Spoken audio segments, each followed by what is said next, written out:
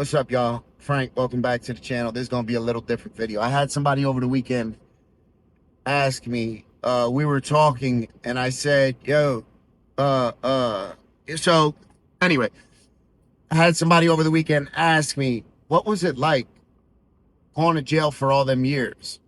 How'd you do it? And I said, well, you don't really have a choice, right?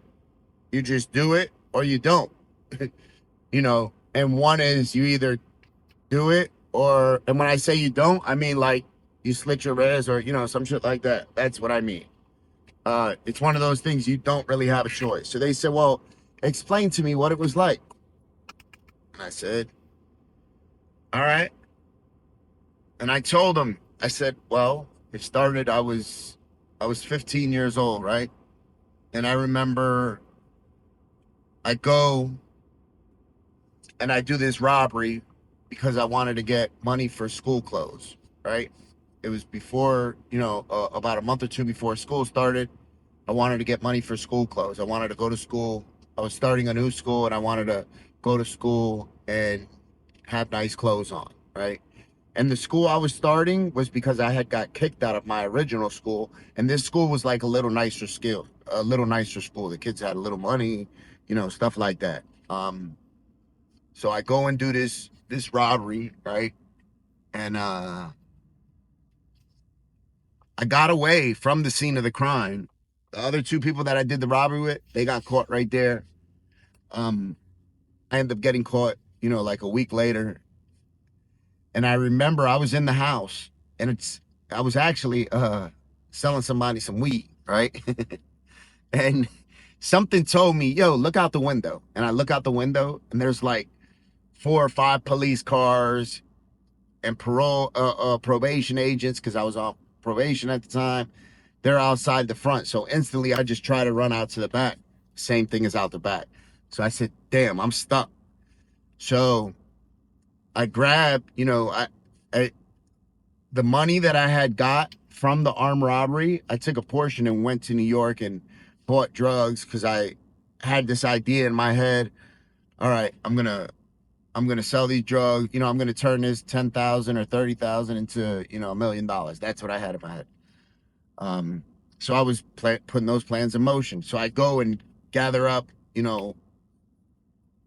all the drugs, put it away in the closet. Because mind you, I was just breaking down, something to sell somebody. Um, so I go grab it and I realize, damn, I can't get out of here, right? I'm stuck. Trying to think of all the ways to get out. I said, well, fuck it. I'm just not going to open the door.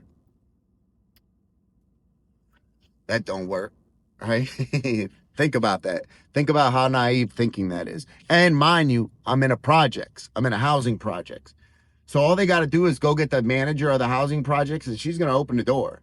And that's exactly what they do. They go get the lady. I remember her name was Barbara. She comes, opens the door. They come in, find me hiding in an upstairs closet behind like a prom dress or a wedding dress. I get locked up.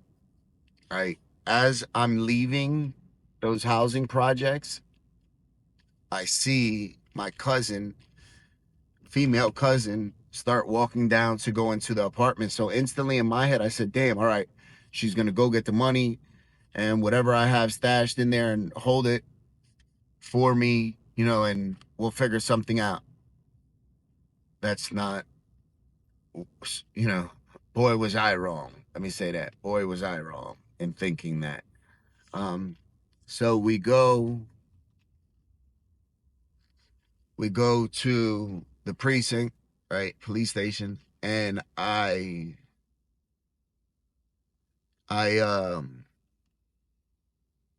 when we're going there, I end up passing my girlfriend, the one I was staying with, and I see her car and I was like, damn, she doesn't even know I'm right here.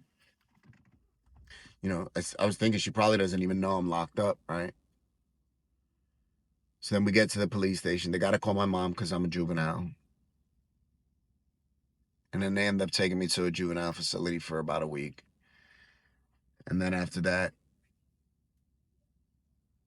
they certify me as an adult, which means basically they charge me as an adult, go to jail. I remember walking into that jail.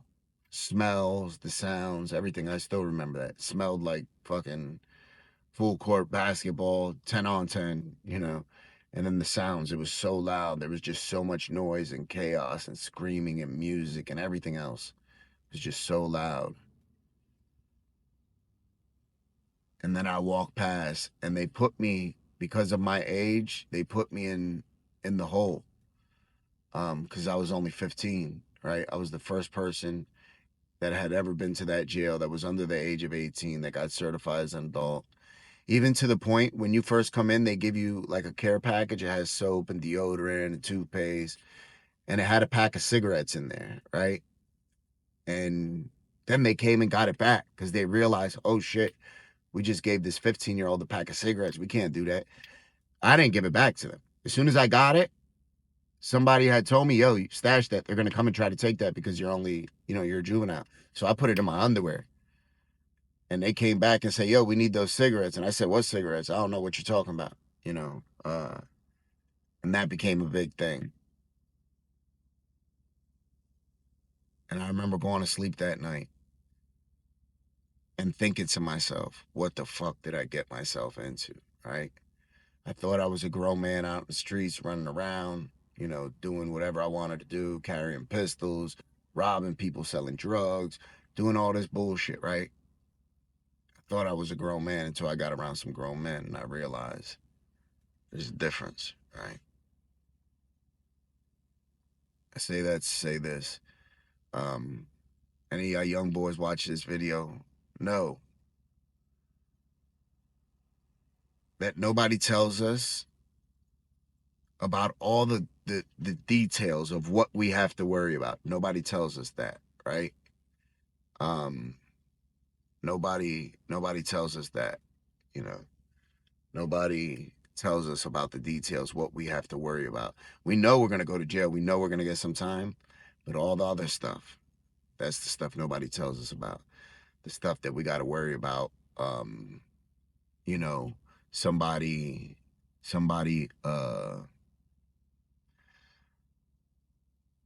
somebody looking at us wrong, us looking at somebody wrong, even though we don't have no intentions of that, right?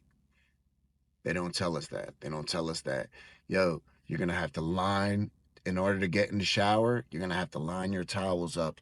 And that's the order it goes. And you better not skip that line. No matter how tough you are, you better not skip that line, right? You better not touch anybody's towel, right? You better not do any of that stuff. There's so much, yeah, young boys, there's so much that they don't tell us. We think all we got to worry about is the police and the judge. No, nigga, you got to worry about every single person once you cross that threshold and you're in that penitentiary. Every single person.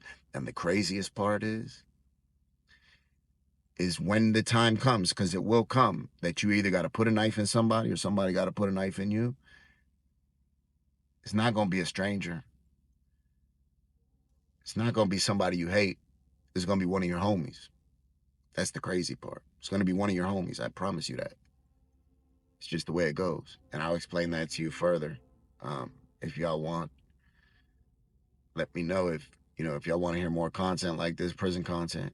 But that's the way it is. That's just the way it goes, right? In the penitentiary, we take out our own trash. So, yeah, remember that, right?